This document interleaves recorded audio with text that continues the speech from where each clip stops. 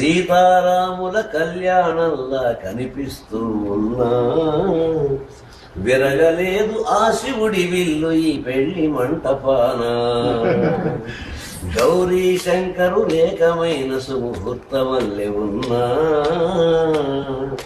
మరగలేదు మన్మధుడి ఒళ్ళు ఈ చల్లని సమయాన.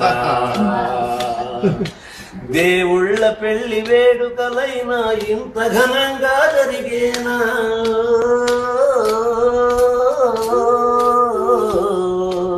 దేవుళ్ళ పెళ్లి వేడుకలైనా ఇంత ఘనంగా జరిగేనా. అనుకుని కనివిని ఎరుగని